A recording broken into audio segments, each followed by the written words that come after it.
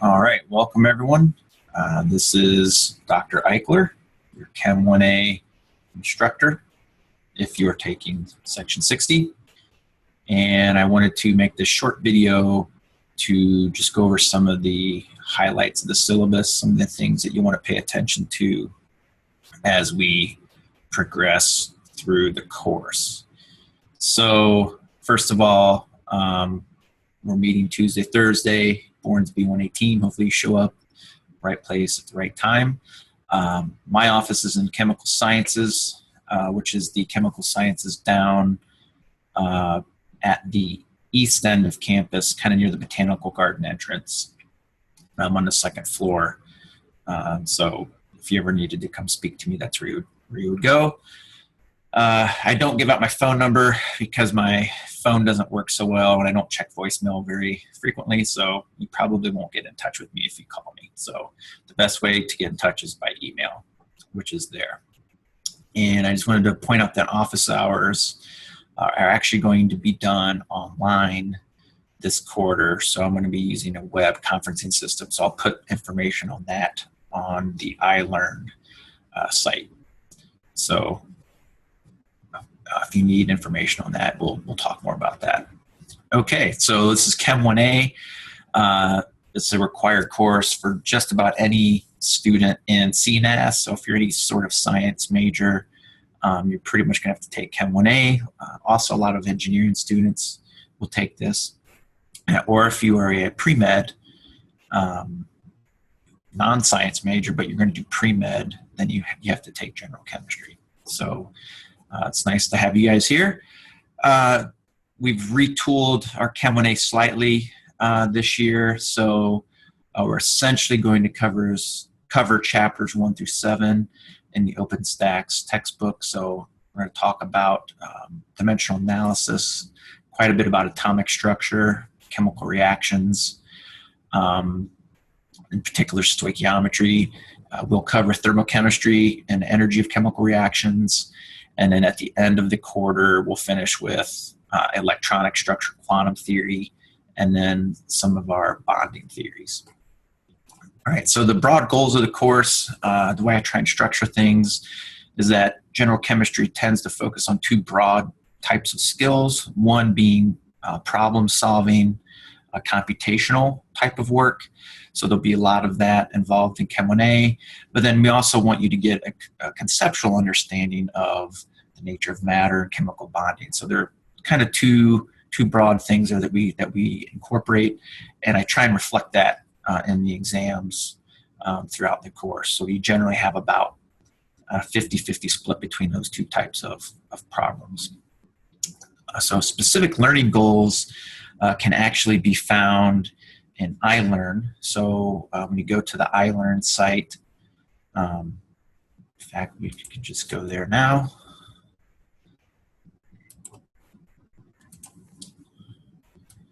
Take you to the iLearn.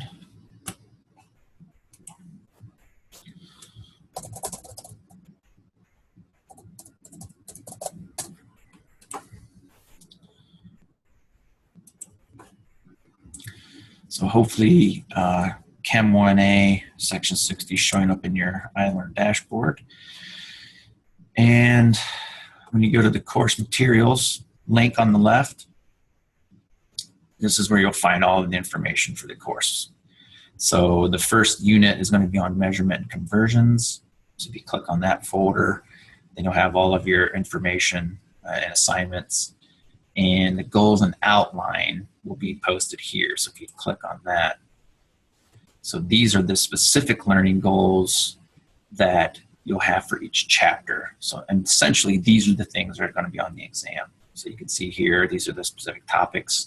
And then I give you an outline of those topics and where you can read about these in your OpenStax textbook. So you want to make sure you look at those for each chapter as you proceed through the course. So those are your specific learning objectives. All right, so we're meeting Tuesday, Thursday, so we have 2 80-minute lectures each week. You also have one 50-minute discussion section or recitation section each week that you'll have with a graduate TA. That makes up your Chem 1A lecture course grade. You also have a lab for Chem 1A.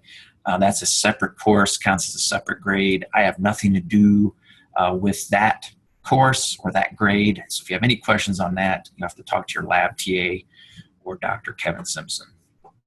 But make sure you pay attention to what's going on in lab. Okay, so here's the schedule for the fall quarter. So I highlight in bold the class periods where you'll have in-class activities. So I try and do a lot of group activities where you guys work together and do some problems.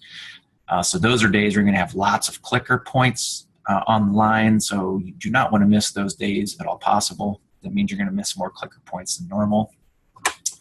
The exams are highlighted. Those exam dates are fixed, so I will not change those. So you need to make sure you schedule accordingly.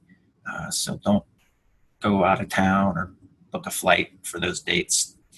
All right, so the 13th of October and the 10th of November are your two midterm exams. And then your final exam has been set already for December 6th at 11:30, and the location will be determined later in the quarter. So again, this gives you the general topic we're going to cover each day with the OpenStax reading that's associated with that. If you want to look at the reading before, so that's all there. Some of the required materials, the OpenStax book. It's posted on the iLearn site. It's a PDF, free to use, so you don't have to pay for that. If you want to get a hard copy of that, you can order that through Amazon. I think it's $40 is the current cost, but you can use the PDF of that if you like, and you can print off pages from that PDF if you want to print off certain parts of the book. Might be a little bit cheaper for you. You need the clicker, in-class clicker remote. I've given you information on that on iLearn, so you need to purchase those at the bookstore. Or if you want to get one from online, like an Amazon vendor, just make sure you're getting the same type of clicker that the bookstore sells. You can also use your phone using the soft click. I've given you information on how to do that as well on iLearn. So if you want to use your smartphone, you can do that. You need a non-graphing calculator. So when you take midterm exams or the final, you need to have a non-graphing calculator. Make sure you have that. And then we're going to use what's called ExamSoft. So that's an online testing system we're going to use. You will need a laptop or an iPad in order to do that, which you'll bring to class. So you'll take these exams in class using your computer or iPad. So when we get closer to that, we'll talk more about that, and I'll have more information about that posted on iLearn as well. But make sure you prepare for that. If you don't have your own iPad or laptop, you can check them out at the campus hub. And then if that's not something you can do, we'll have to make arrangements. So, but at any rate, we can talk more about that later. All right, so the most important part probably in your mind is the grade. How are the grades determined for this class? I've tried to keep this fairly simple. So you have two midterms worth 100 points each. Your final exam is worth 400. Any iLearn quiz that you'll do will basically add up to a total of 200 points. So you'll have a number of different iLearn quizzes throughout the quarter. All of those will add up to 200 points. And then your clickers that you use in class will also count for 200 points. All right, so you'll notice that adds up to 1,000 points total. And so then basically to get your letter grade, you're just going to look at your total points that you've earned, and using this breakdown here, determine your letter grade. You'll see that essentially if you get 92% of the points, you get an A. 90% would give you an A minus, and so on. So the bottom line is the bare minimum is you're wanting to get 600 points out of 1,000, 60%. That will give you the C minus that you need to move on to Chem 1B. If you get less than 600, then you get course credit. If you get a D, you get the course credit, but you have to retake the course in order to take Chem 1B, so you don't want to do that. Okay, so just a couple of notes then on the grade. One, the midterms, if you miss either the midterm due to an excused absence, and that has to be documented and approved by me, then the corresponding part of the final would act as your makeup. So the final will have parts 1 and part 2, which correspond to the midterms, and then part 3 would be new material. So those parts of the midterms are used as your makeup. Generally not a good idea to rely on that. But if you have something that comes up, we'll make accommodations. And then the clickers. So the clickers are a little different. So what we'll do with the clickers is I use the percentage of points that you earn. So each week I'll send you a spreadsheet that shows how many clicker points are available and how many you earned. So you can then determine the percentage of clicker points that you've accumulated. And so that percentage is then used to provide the point value. So if you get 80% of the clicker points, that gives you the full credit of 200 for the clicker grade. And I do that so that if you forget your clicker one day or if it doesn't work properly, you've got a 20% buffer where you can miss some points and still get full credit. All right, so if you forget your clicker one day or it doesn't work, don't ask me if there's a makeup for that. It's built into this grading scheme, because there's really just no way to do makeup points for the clickers, unfortunately. If you get 90% or more, then you get a bonus of 20, so you get 220 points if you get 90% or higher. And you can see here that basically the points are assigned as described there. So if you show up, generally most of the clicker questions, if you just click in an answer, even if it's wrong, I'll give you 1 out of 3 points. So just by showing up and clicking, and if you missed everything, you should still get 30% of the points, which would give you 100 out of 200. So at least you get some points for participating. I generally find that is viewed to be a fair way to do this, and hopefully you'll find that to be the case. Okay, so I'll give a few extra credit points from time to time. So generally on the exams, I'll give you like 5 to 10 bonus points. And then on the iLearn quizzes, I try and make it so that you end up, if you get perfect scores on all of the iLearn quizzes, you can end up getting 210 or so points. So there's some bonus points that I build into that. So some students will get above 1,000. And so if you get 1,000 points or higher, I'll give you an A+. For your final grade. Okay, so the main thing here is it's a point system. You're not trying to, think about what percentage is your grade. You just take your total points and use this scheme here. There are no curves, so I never curve an exam. So don't hope towards the end of the quarter that if you're not doing well, the grade will be curved, because it will not be. I design my exams such that the average score is in the C range as a raw score. So, and that holds true every quarter. So that's how it's going to be. All right. So finally, honor code.